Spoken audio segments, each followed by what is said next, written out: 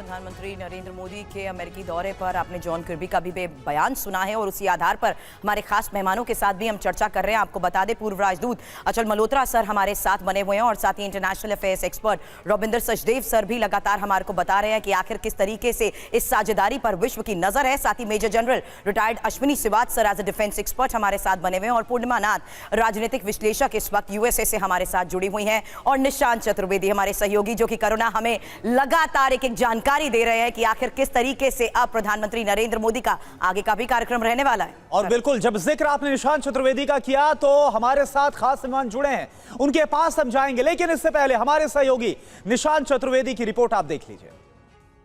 कर रहे हैं ये व्हाइट हाउस के अंदर, आप देखिए क्या पक रहा है, वो इंपॉर्टेंट तो है ही, लेकिन उस खाने की टेबल पर क्या पक रहा है उससे भी ज्यादा इंपॉर्टेंट है कि क्या बन रहा है बातचीत में, वो बहुत इंपॉर्टेंट है। देखिए, एक बहुत पुरानी सेइंग है, अगर मैं उसको हिंदी में ट्रांसलेट करूं, चर्चिल ने कहा था कि फॉर्मल टॉक से ज्यादा इनफॉर्मल टॉक्स में बहुत कुछ होता है और वो बहुत मायने रखता है और वो काफी महत्वपूर्ण होता है। ये तस्वीर देखिए आप व्हाइट हाउस की, मैं बाहर खड़ा हूं, यहाँ पर कुछ इंडियंस हमारे साथ हैं, दे हैव टू रश। मैं क्विकली उनसे कुछ समय निकाल के यहाँ पर उनको अपने साथ यहाँ पर आमंत्रित कर पाया हूं। सर, एक एपिक मोमेंट, इंडिया और अमेरिका के फ्लैग्स दिखाई दे रहे हैं, व्हाइट हाउस के बाहर हम हैं, it all sets a tone कि कुछ बड़ा होने वाला है। बेशक जैसा मैं सोच रहा हूँ उसके हिसाब से वर्ल्ड की दो biggest democracies, one in economy that's United States of America और दूसरी which is really the best in the world as a example of democracy is India, और ये दो biggest nations are meeting together tomorrow. But आज की तारीख में भारत से ज्यादा पीस को लेकर कोई भी ऐसा नहीं है जिसको लेकर एश्योर्ड हो कि ये एक ऐसा मुल्क है जो किसी के लिए थ्रेट नहीं है। हाँ, एक्चुअली डिफेंस का मकसद ये है कि पीस को जो भी डिस्टर्ब करता है उसको अटैक करना, उसको उससे डिफेंड करना है, तो इसलिए दोनों साथ साथ। Are we not talking from the position of strength? Absolutely, we have evolved over time, बहुत